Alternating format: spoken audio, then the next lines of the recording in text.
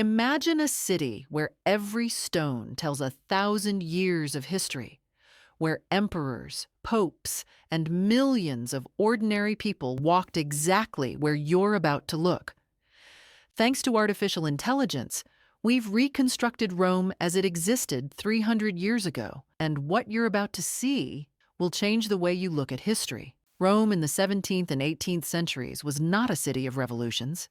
It was a capital shaped by power, ritual, and authority established over centuries. Here, religion, politics, and daily life were deeply intertwined, woven into every street, every square, every stone building.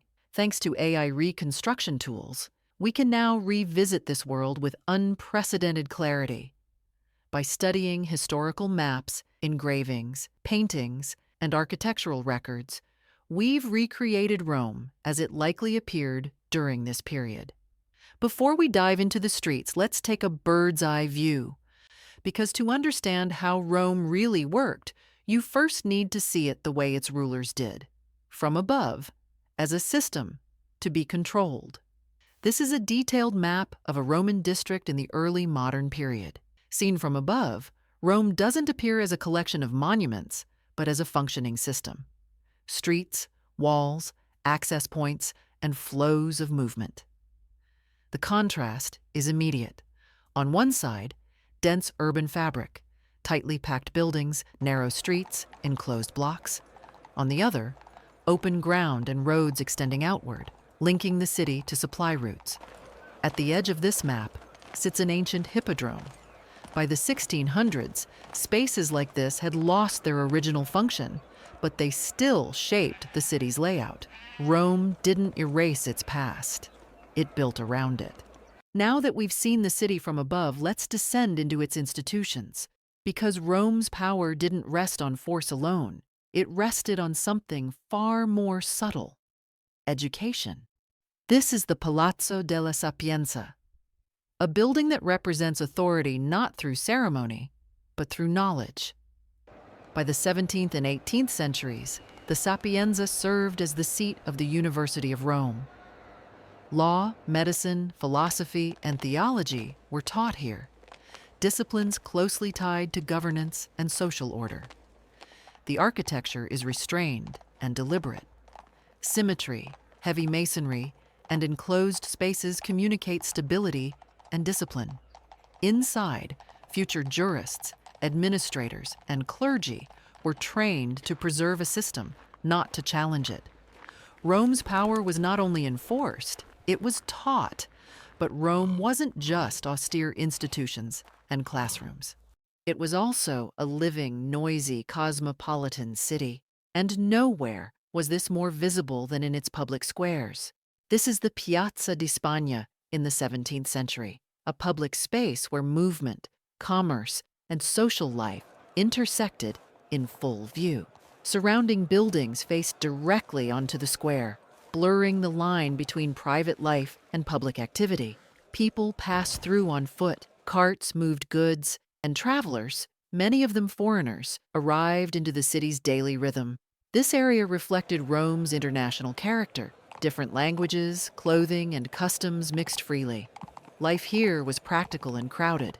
Children, animals, merchants, visitors, an urban space shaped by routine rather than ritual. This is the Campidoglio in the early 17th century, a civic center set above the streets, designed to project stability and controlled authority.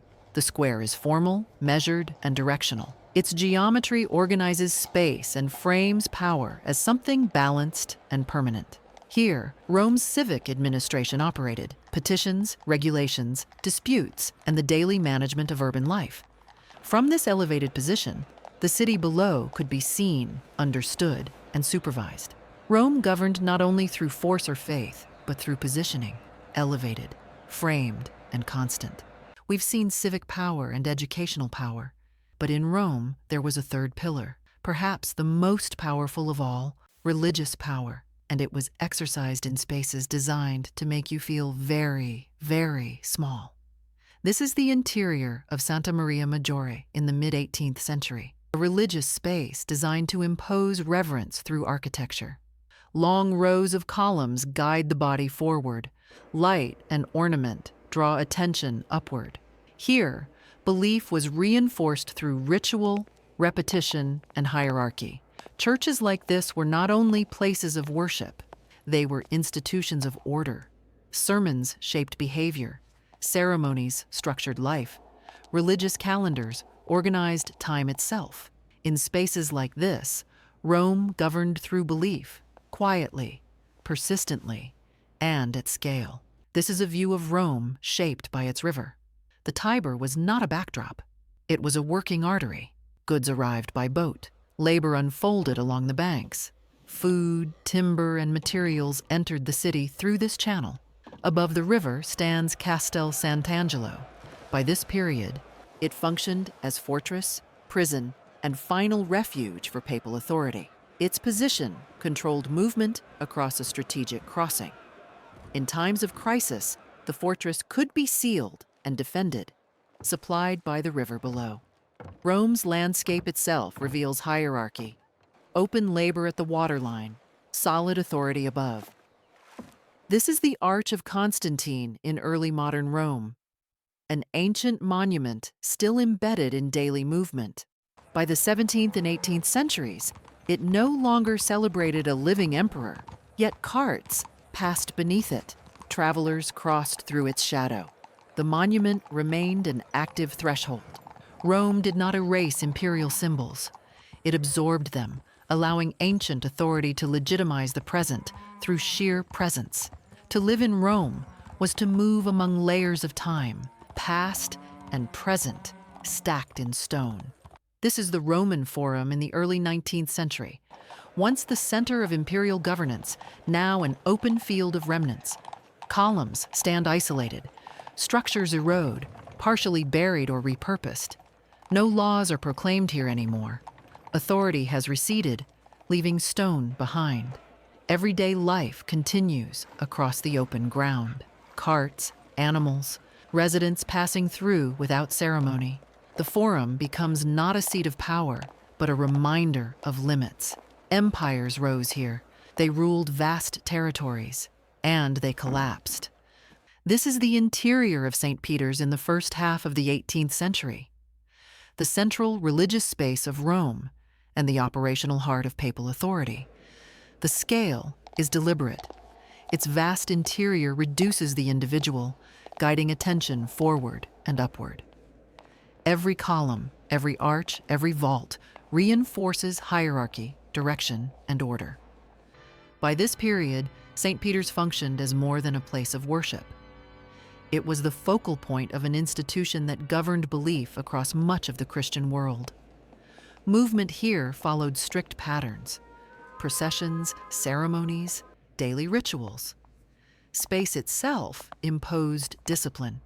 Unlike the open ground of the Forum, where authority had faded into memory, power here was fully active, exercised quietly through repetition, ritual, and permanence. This is Piazza Navona in the 19th century, a public space defined by crowds, markets, festivals, and informal trade. Here, the city is noisy and dense. Vendors gather, animals pass through. Conversation, bargaining, and movement fill the air. Architecture frames the piazza, but does not restrain it. Authority is present in stone, but diluted by the sheer volume of daily life. Spaces like this functioned as a release valve, public gathering tolerated and contained. Rome's order endured not only through discipline, but through managed openness. Let's step back now, literally, to truly understand Rome. You need to see it from the outside, from its hills, its outskirts. That's where everything comes together. This is Rome seen from beyond its dense streets. From here, the city appears calm, domes and towers rising above a softer horizon. In the foreground, ancient columns stand partially intact. They no longer function, they simply remain. Figures gather quietly among the ruins. No commerce, no ceremony, no authority on display, only observation and presence. From the outskirts, Rome becomes legible.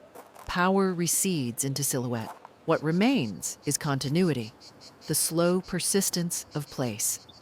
This is the Colosseum and the Arch of Constantine, standing side by side in early modern Rome. Two structures from the ancient world, still visible, still shaping the landscape. The Colosseum no longer serves its original purpose. Its arena is silent. Parts are reused or left to weather. Yet it remains impossible to ignore. Nearby, the arch still frames passage through the city. Life continues around monuments built for a world that no longer exists. What matters here is presence. Rome no longer belongs to emperors, yet it still arranges itself around their structures. Rome does not choose one era over another. It layers them. This is Piazza della Rotonda in the 18th century, centered on the Pantheon, an ancient structure still fully integrated into urban life. Unlike many ruins, the Pantheon never fell silent. What began as a temple became a church without losing its original presence. The square around it is active. Markets, carts, residents gathering and moving through routine. Here, ancient authority, religious continuity, and daily life share the same ground. Rome adapts what it inherits. History becomes background, normalized by constant use. This is Rome at its most stable, sustained through continuity, not spectacle. This is St. Peter's Square in the 18th century, an open space designed to gather, direct, and contain. The colonnades curve inward, embracing the square. Geometry guides movement, scale shapes behavior. Here, Rome presents itself to the world through continuity rather than ruins. The Basilica dominates the horizon. The obelisk anchors the center. Boundaries are defined between the sacred and the city beyond. Across the streets, piazzas, institutions, and monuments we've seen, Rome emerges not as a single era, but as a layered city, shaped by power, belief, routine, and memory. If you enjoyed this deep dive into history, don't forget to like and subscribe. Let me know in the comments which other city or era you'd like to explore this way.